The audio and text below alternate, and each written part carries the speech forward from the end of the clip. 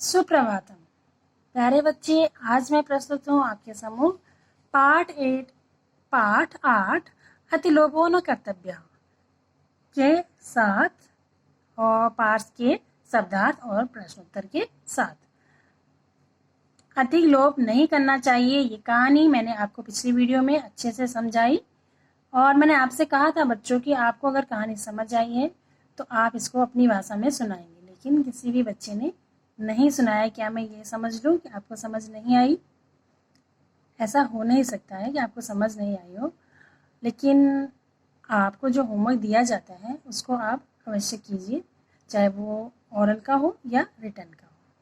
तो चलिए पढ़ लेते हैं आज पाठ से संबंधित शब्दार्थ। शब्दार्था पहला है भूपति ही। भूपति मतलब क्या होता है? राजा।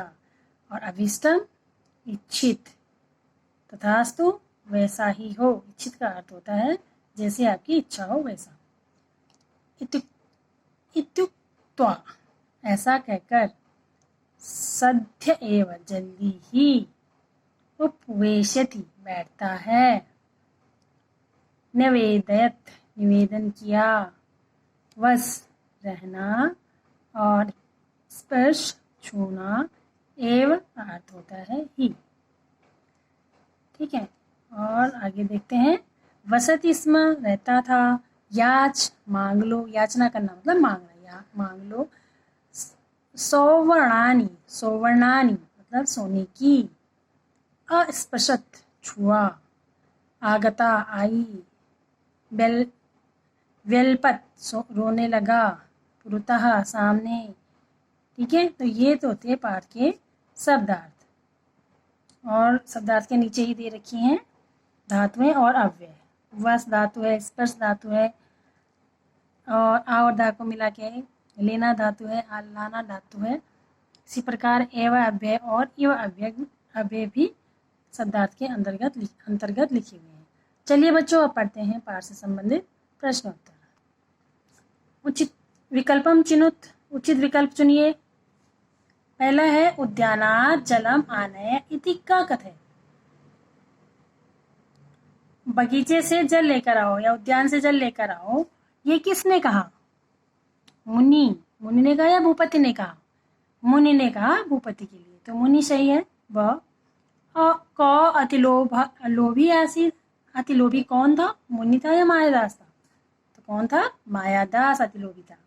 भूपति ही कम सत्कारेण संतुष्टम अकरोत्। भूपति ने अपने सत्कार से किसको संतुष्ट किया? मुनिम। मायादासस्य पुत्री किम आदाय गच्छत। मायादास की पुत्री क्या लेकर आई? पुष्पाणि या जलम? क्या लाई? पुष्पाणि। ठीक है, प्रश्न नंबर 2 है अशुद्धानि वाक्यानि संशोध्य लिखत। अशुद्ध वाक्यों को शुद्ध करके लिखिए। तो वाक्य है जैसे निरपेण स्पृष्टा वस्तूनि सौवर्णानि जातानि। तो इनको शुद्ध करके कैसे लिखेंगे? निरपेण स्पर्शम वस्तूनि सौवर्णानि जातानि। तस्य पुत्री प्रसादम आगतः। तस्य पुत्री प्रसादाम आगता। जलम अपि स्वर्णपिंडः अभवत्। जलम अपि स्वर्णपिंडम अभवत्। ठीक है, तो इस प्रकार से अशुद्ध वाक्यों को शुद्ध करेंगे। और घ है इसमें, पुत्री पुष्पान आदाय आगच्छति। उत्तर है पुत्री पुष्पाणि आदाय आगच्छति। मुनि तथास्तु उक्त्वा अगच्छन्। मुनि तथास्तु उक्त्वा अगच्छत्। प्रश्न नंबर 3 है मोटे पदों को आधार बनाकर प्रश्न निर्माण कीजिए। स्थूलानि पदानि आधृत्य प्रश्न निर्माणं कुरुत।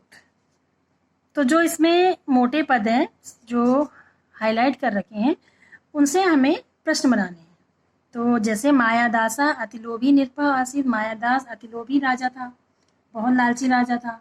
तो उसका प्रश्न बनेगा मायादासा कीदृशः निरपः आसीत। कैसा राजा था? राजा सत्कारेण मुनिम अतोषयत। राजा केन मुनिम अतोषयत।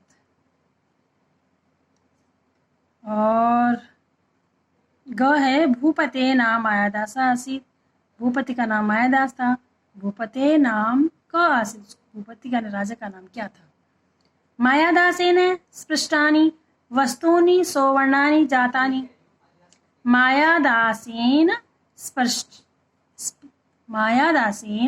स्पृष्टानि वस्तूनि कीदृशानि जातानि। ठीक है, तो इस प्रकार प्रश्न नंबर 3 आपका पूरा हुआ। तो चलिए प्रश्न नंबर 4 पढ़ते हैं। प्रश्न नंबर 4 में बच्चों आपको एक वचन में पढ़ते हैं। प्रश्न पहले, अधोलिखित क्रियापदानाम वचनम पुरुषम लकारम च लिखत। यानी कि नीचे लिखे क्रियापदों के वचन पुरुष और लकार लिखिए। ये जो शब्द लिखे हुए हैं इनके ये मूल धातु है, हमें वचन पुरुष और लकार लिखना है। तो जैसे है आनया, आ जमानी, ये एक वचन है, मध्यम पुरुष है, लोट लकार है। अभवत बहुवचन, प्रथम पुरुष लंग लकार। अभवन भू एक वचन, प्रथम लंग लकार। इच्छति ईश एक वचन, प्रथम पुरुष लट लकार। कुरु क्र मूल धातु है, इसका एक वचन है, मध्यम पुरुष है और लोट लकार है। प्रश्न नंबर 5 है, संस्कृत भाषायाम अनुवादम कुरु। हिंदी के वाक्य हैं, उन्हें संस्कृत भाषा में अनुवाद करना है। पिता पुत्र को फल देता है, इसको संस्कृत में कैसे बोलेंगे? पिता पुत्राय फलम ददाति। पिता पुत्राय फलम ददाति, पिता पुत्र को फल देता है। और ख है, हम दोनों मुनि को नमस्कार करते हैं। आवा मुनिम नमावह। ग है, तुम प्रश्न पूछो, तुम प्रश्नम पृच्छ। घ है, वह बाग से फूल लाया। सा उद्यानम पुष्पाणि नयति।